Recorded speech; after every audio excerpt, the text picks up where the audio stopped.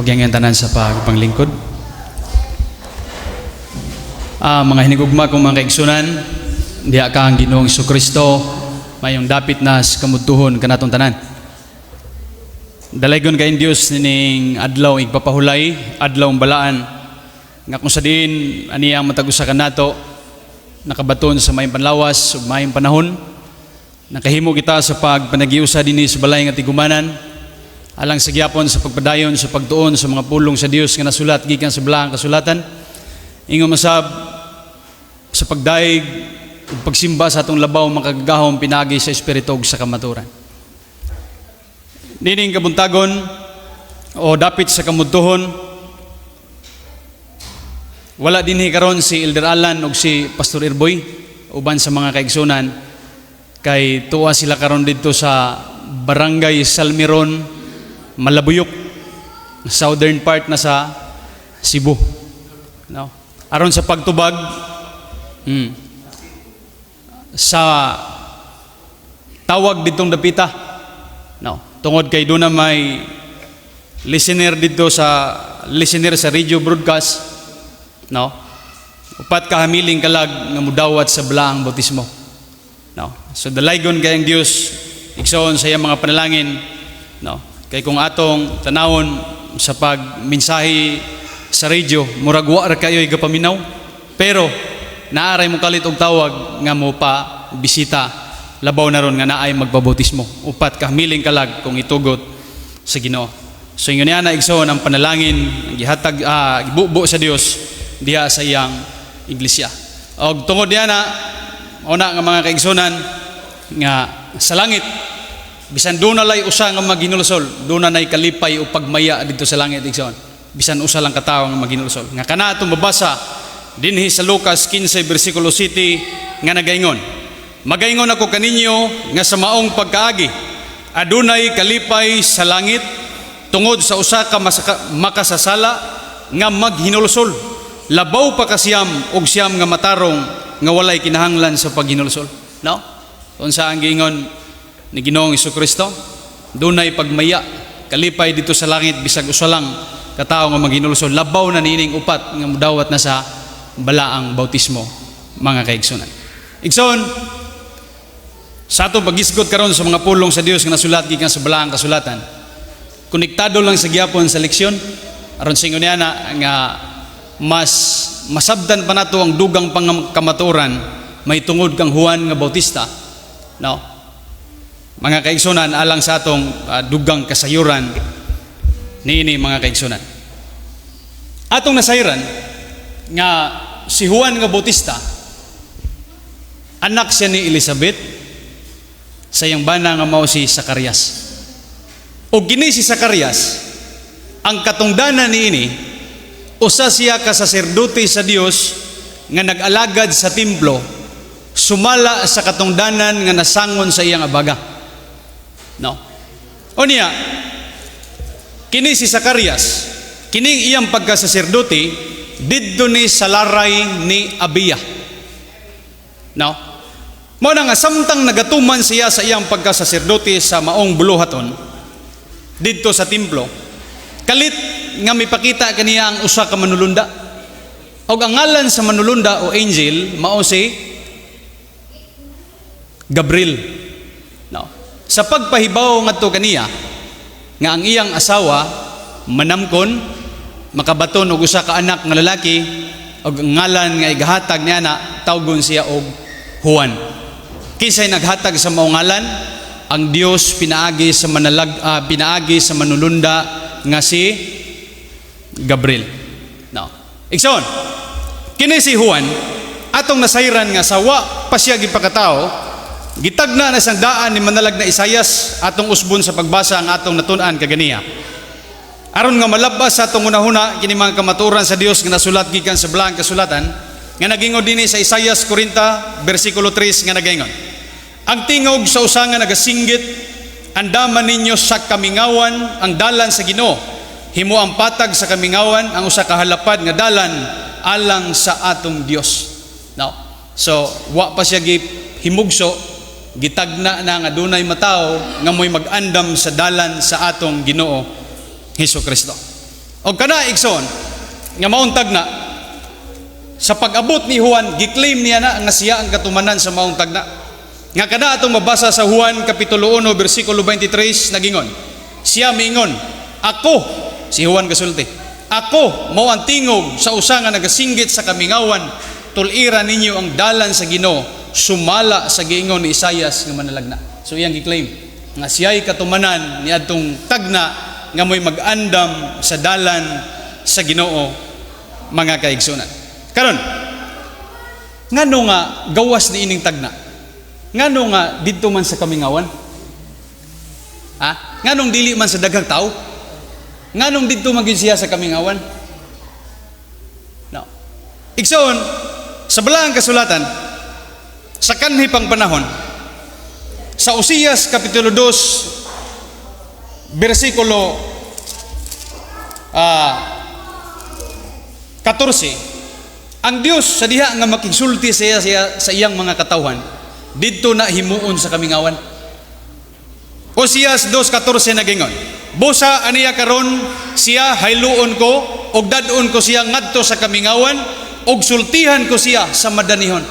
Ang Dios igsoon makigsulti nga sa iyang katawhan diha sa kamingawan. Ngano man kay diha sa kamingawan why distraction, why cellphone, why mga barkada, no? Why makadisturbo. Mao na nga kung makigisulti ang Dios sa iyang mga katawhan, mga sinugo diha sa kamingawan, matuhop gi sa ilang unahuna og kasing-kasing lagi kay wa may sagabal. No? Mao na nga si Juan Nixon tingog nga usa nga nagasinggit didto sa kamingawan, no? Nga kanang kamingawan gawas niya na igsoon nga why distraction, mausad kana ang gihimong training ground sa Ginoo sa iyang mga katawhan. Didto na himuon, no? Atong tanawon si Juan sa Lucas kapitulo 1 bersikulo 80, sumala sa gitagna sa iyang amahan nga si Zacarias may tungod kaniya, nagingon dinhi sa Lucas 1:80 nga nagingon dinhi mga kaigsunan. Og mitubo ang bata og nabaskog sa espiritu og didto sa kamingawan hangtod sa adlaw nga sa iyang pagpakita sa Israel. Tanawa, wa pa siya gilahos dito sa katawhan, gitraining siya dito sa kamingawan. No? Mabasa ba na igsoon nga dito ang Dios nakigsulti kaniya sa kamingawan? No? Atong tanawon dinhi sa 3:2 sa Lucas sa gihapon. Sa diha nga si Anas ug si Caiphas maong labong saserdote, may abot ang pulong sa Dios kang Juan nga anak ni Zacarias sa didto siya sa kamingawan. Asa may abot ang pulong sa Dios? Asa siya? Sa kamingawan. Kay lagi igsoon why distraction? No. Mo na nga matuhop kiniya ang kamatuoran nga gisulti sa Dios ngadto kaniya sa angay niyang igasulti ug sa angay niyang pagabuhaton. No. Mao na mga kaigsunan nga magsugod gyud sa kamingawan before siya gidagan sa daghang crowd o daghang tao. No. Balikon ako sa 80 sa Lucas 1, og mitubo ang bata og nagbaskog sa espiritu og didto sa kamingawan hangtod sa adlaw sa pagpakita sa Israel. Tanawa, didto sa gitrain before siya gida sa crowd. Now, ingon niya na igsoon ang kamatuoran nga naisulat gikan sa balaang kasulatan. Si Apostol Pablo, human siya midawat sa balaang bautismo. Milahos basad siya pakita sa mga kaigsunan, labi na sa mga apostoles. Niya igsoon sa Galacia kapitulo 1. Atong tanawon sa dinhi ang kang Apostol Pablo, Galacia 1, magsugod dinhi sa 16. Sa pagpadayag sa iyang anak, sulod kanako, aron igawali ko sa iyang taliwala, aron igawali ko siya sa taliwala sa mga hintil, gilayon, wala ako magpakisayod sa unod ug dugo. So kining iyang pagmantala sa may balita, wa niya nagipakisayod sa unod ug dugo. Kumbaga, way laing tao nga nagmantala niya. Si Kristo gyud mismo largo nga mo'y nagmantala niya. Og wala ako mutunga sa Jerusalem ngadto kanila nga mga apostol nga una pa kanako, kundili miadto ako sa Arabia og mibalik ako pag-usab sa Damasco. Unya sa ming-agi na ang 3 ka tuig mitungas ako sa Jerusalem sa pagpakita kang Caiphas og mipabilin uban kaniya sa napulo og 5 ka adlaw. Tanawa, 3 ka tuig sa didto sa Arabia. No? Usa pa siya may pakita sa crowd. Tanawa, kamingawan gyapon na. No? Ingon niya na nga naman kay lagi ang Dios makigsulti sa iyang katawhan, sa ilabi na sa iyang mga sinugo didto gid sa why distraction. No? Mingaw nga dapit mga kaigsunan. No? Masiguro na to nga kanang Arabia usa na siya ka kamingawan. No? Kay matod pa dinhi sa gisulti ni Apostol Pablo sa Galacia 4:25 iyang giklaro dinhi igsoon. Kay kining pulong Agar mao ang bukid sa Sinai sa Arabia. Bukid na. Mingaw gyapon na, dili na siya daghan, wa nay kayoy daghang tao. Timana na to nga didto bi gihatag ang kasuguan. No, mingaw na siya nga dapit mga kaigsoon. So mao na si Juan dito sa kamingawan, si Apostol Pablo dito pod sa kamingawan. Kang Moises before siya gisugo sa Dios sa pagkuha sa katawang Israel dito sa yuta sa Ehipto, asa man sad sa train o gisultihan sa Dios igsoon. No?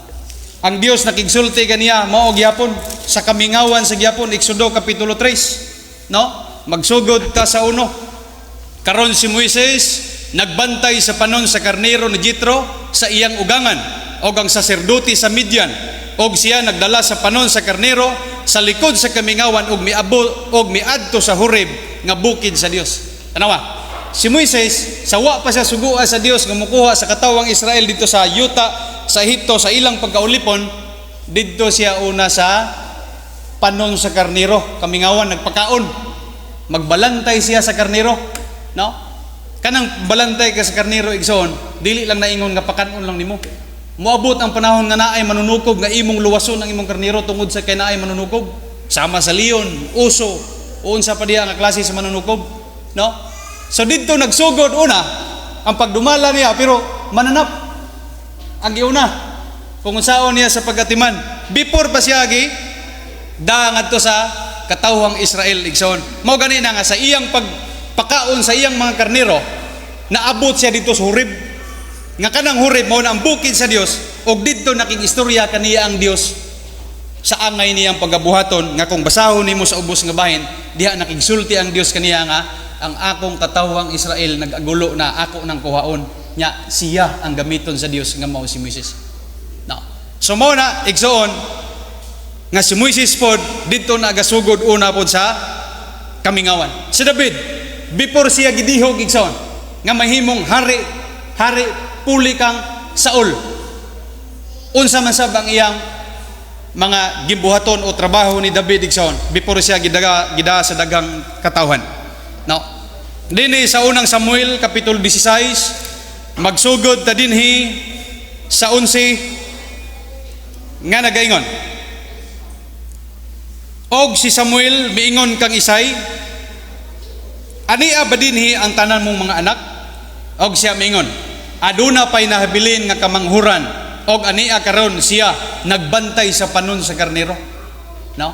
Nagpili man gud si kuhanan ni Samuel. Gisugo si Samuel sa Dios nga adto didto kang Isay naa ni say mga anak nga lalaki didto ka pagpili og mahimong hari puli kang Saul. Karon sa diha nga gipakita na tagsa-tagsa ang mga anak ni Isay. Ingon man ang Dios nga paagi una si kuan kani una nga gipagi si atubangan si Eliab. Ingon nga dili na mao. Di na siya mao. Sunod gipagi na pod si Sama. Ingon ang Dios di na mao. So nangutana si kuan Samuel ang manalagna wala na bay laing kang anak ana ang amahan nga si Isay naa pay usa asa man ron tuag gapakaon sa karnero. No? So nagpasabot nga kini si David usa pud ka magbalanta si karnero dito sa kamingawan ay kung ingna ang karnero pagkano nimo syudad dito ginas kamingawan. No?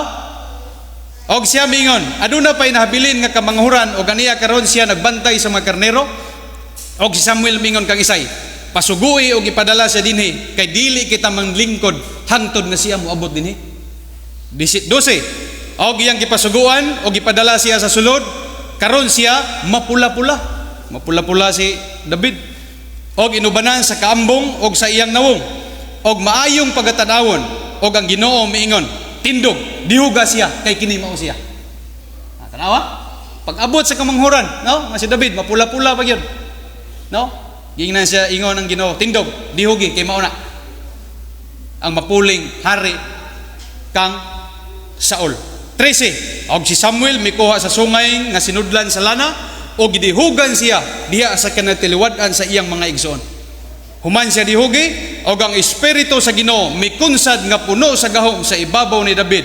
Sukad ni atong adlaw ngadto sa unahan busa si Samuel mitindog ug miadto sa Rama.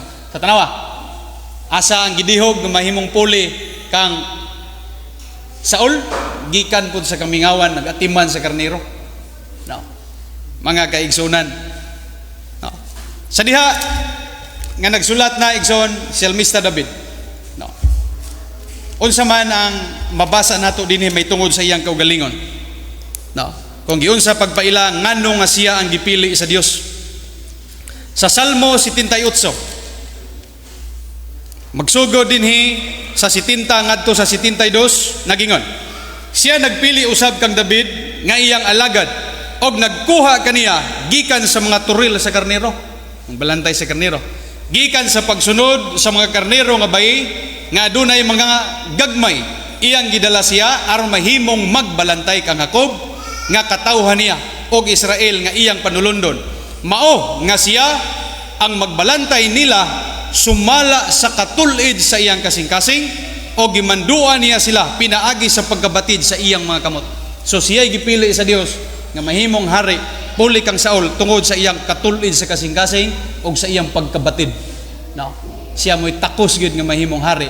Unya, ang iyang pagkahari gasugod dito sa pagbantay una sa karnero. Dili tao ang iyang giunang gibantayan. No? So muna igsoon nga nagisgot gyapon sa kamingawan. Bisan pa si Eliseo kung imong basahon, no? Sa before niya gidihugan si Elias igsoon.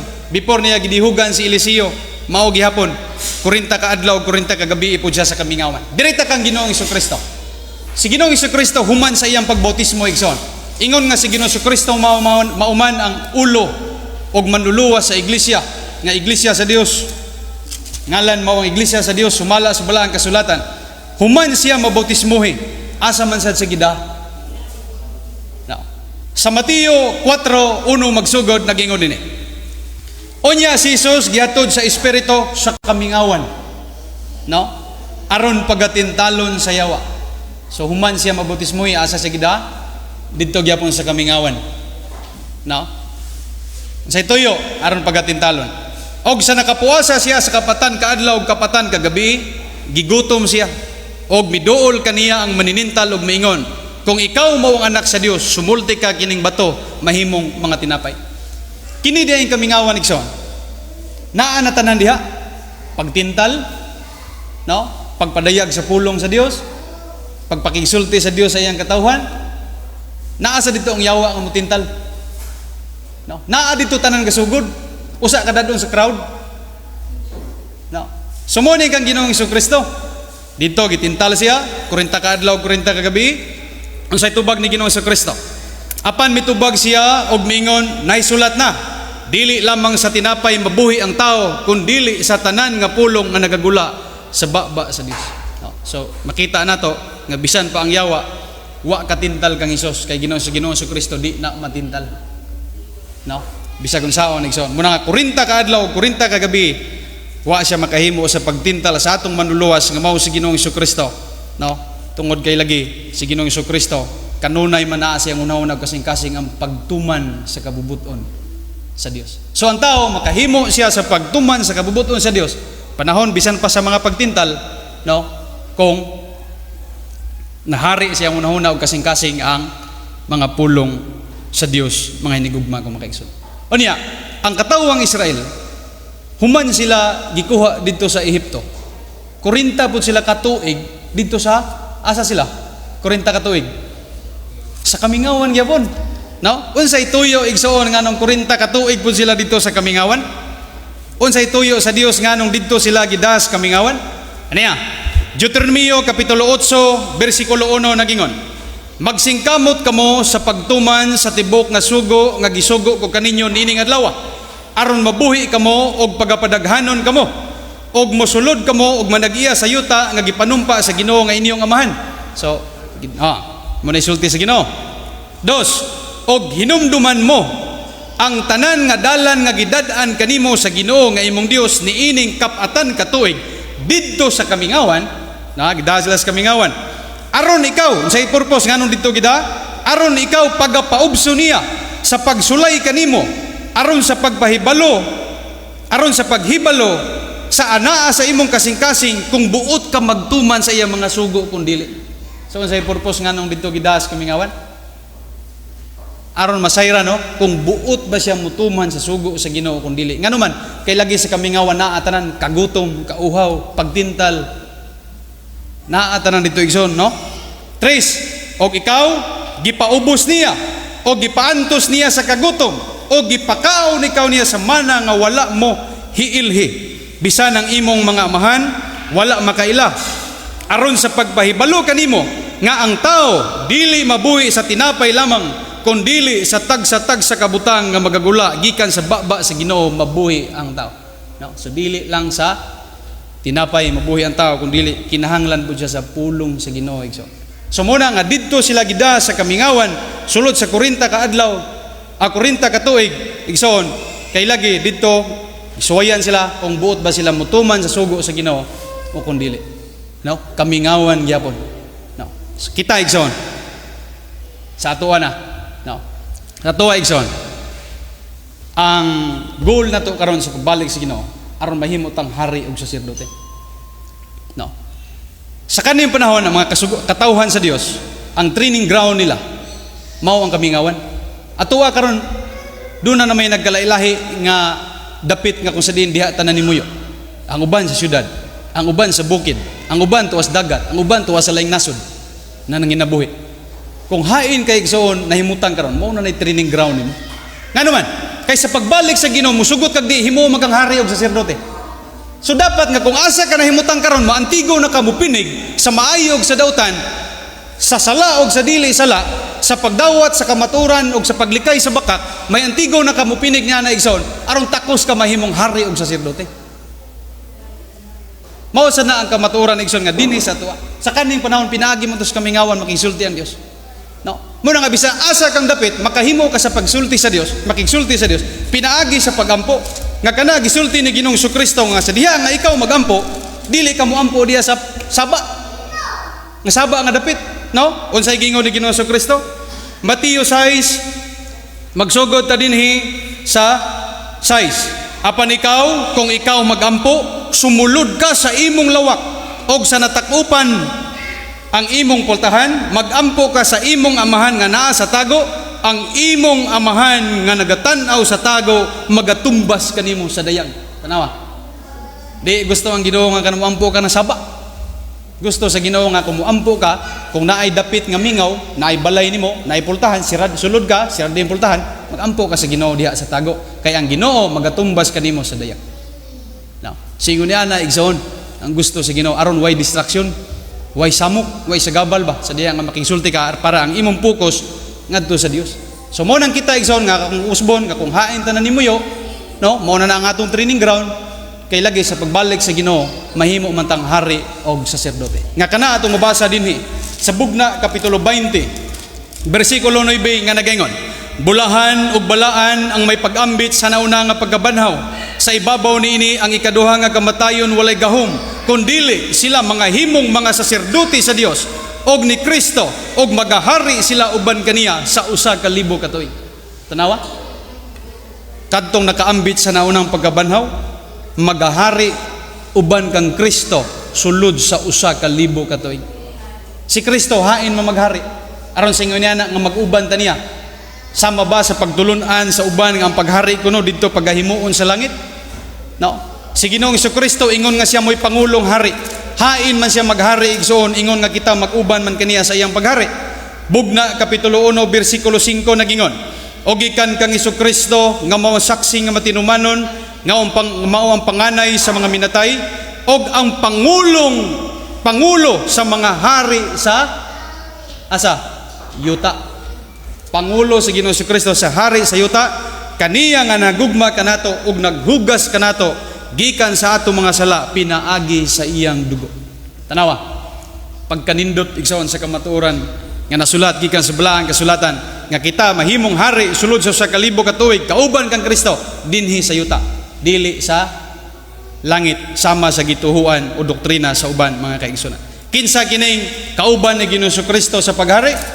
Matod pa dinhi katong nahugasan sa iyang dugo.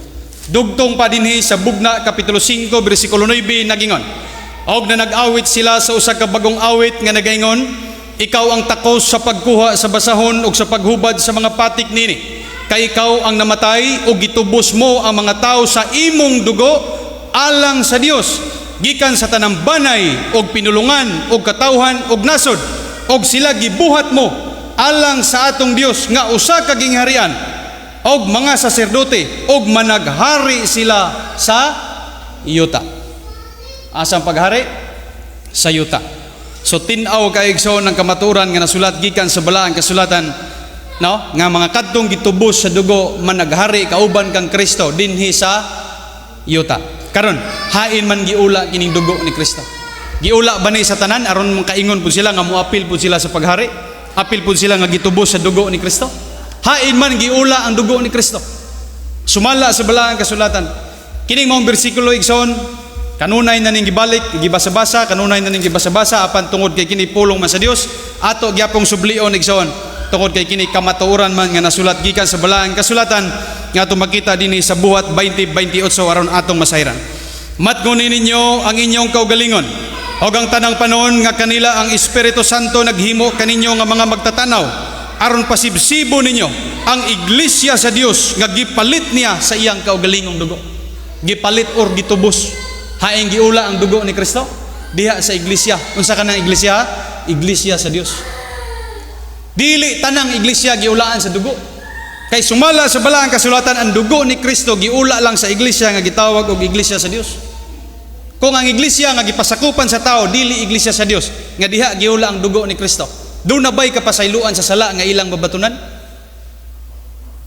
Sa Hebrehanon kapitulo 9 bersikulo 22 nagingon dinhi ang kamatuoran mga kaigsunan, nagingon dinhi, og sumala sa kasuguan makaingon ako daw ang tanang butang ginahinluan sa dugo og gawas sa pag-ula sa dugo walay pagpasaylo.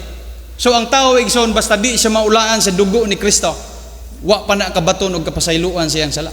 Nganuman kay mapasaylo lang ang sala sa tao kung siya maulaan sa dugo niya. Ang dugo ni Kristo diha lang giula sa iglesia, nga kanang iglesia gitawag og iglesia sa Dios, nga sa pagbalik sa Ginoo mahimo siyang hari og saserdote kauban kang Kristo sulod sa 1,000 ka tuig. Ingon niya na igsoon ng kamatuoran nga nasulat gikan sa balaang kasulatan. Nan kita aniya naman ta sa matuod nga iglesia nga gitawag og iglesia sa Dios nga si Ginoong Kristo ang ulo ug manluluwas niini sumala sa Efeso 5:23. Unsa man ang gisulti kanato ni Apostol Juan mga kaigsonan isip panambagon sa matag usa kanato. Juan ikaduhang Juan 1 bersikulo 8 nga nagaingon, magmatngon kamo sa inyong kaugalingon aron dili ninyo pag-usikan ang mga butang nga atong gihaguan, kundili aron makadawat kamo sa tumbas nga hingpit.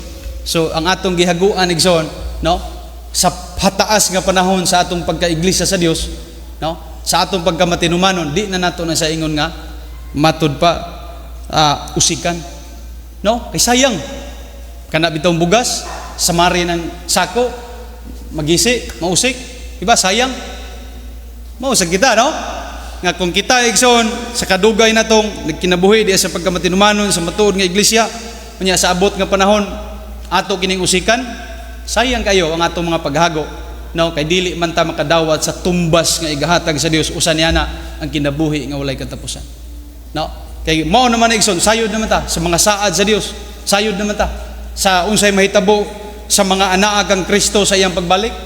Ang mahitabo igsoon sa mga anak kang Kristo sa iyang pagbalik unsay mahitabo? Unang Tesalonica 4:16 nagingon dinhi, kaya ang mga nga Ginoo sa usa ka pagsinggit sa usa ka tingog sa punuan sa mga manulunda og sa budyong sa Dios manaog gikan sa langit og ang mga nangamatay diha kang Kristo mga banhaw paguna. Unya kita nga mga buhi nga nanghibilin, pagalalinon kita pagtingob ngadto sa ibabaw uban kanila sa panganod sa pagsugat sa Ginoo ug ingon niini magakauban kita sa gihapon sa Ginoo. Unsa may tabo sa pagbalik ni Kristo? Kadtong mga naa kang Kristo, bisan pag namatay siya banhawon, kadtong mga buhi nga nanghibilin nga naa kang Kristo, unsaon to? Musugat kang Kristo diha sa langit sa mga panganod sa pagpakig-uban sa Ginoo. So unsa naman ang lawasa nga ilang babatunan sa diha nga makigkauban sila kang Kristo? Lawas pa ba nga madunuton sama karon igsoon nga mataptan pagsakit mga balatian? Unsa mang lawasa ang babatunan igsoon? Unang Korinto kapitulo 15 bersikulo 50 Uno magsugod. Aniya karon ginasulti ko kaninyo ang usa ka tinago, kitang tanan dili mga tulog, apan kitang tanan pagalidan. Kining mga tulog sa lain pagasulti ani namatay. Kitang tanan dili mamatay nganuman kay sa pagbalik sa Ginoo na may maabtan gid nga buhi. No? 52. Sa kalit sa usa ka pagpamilok, sa katapusan nga budyong, kay pagapatunggon ang budyong ug ang mga minatay pagabangunon nga mga dili madunoton ug kita pagaalidan. Kay kining madunoton kinahanglan pagasuluban sa pagkadili madunoton og kining may kamatayon pagasuluban, no, kinahanglan pagasuluban sa walay kamatayon. So unsay may tabo? Katong lawas nga madunoton suluban na o ilisdan na sa lawas na nga wa nay kamatayon. Lawas nga masakiton suluban na sa lawas nga di nataptan og sakit. Mao nang gitawag og kinabuhi nga walay katapusan. So muna atong gingon igsoon, human nato masayri ang mga kamaturan sa Dios, mga saad sa Dios, di na nato usikan ang mga butang nga atong gihaguan aron madawat nato ning saad nga gisaad sa Dios. No? So usbon ako ang training ground nato karon, no? Kung hain man kanay mutang, mauna na siya.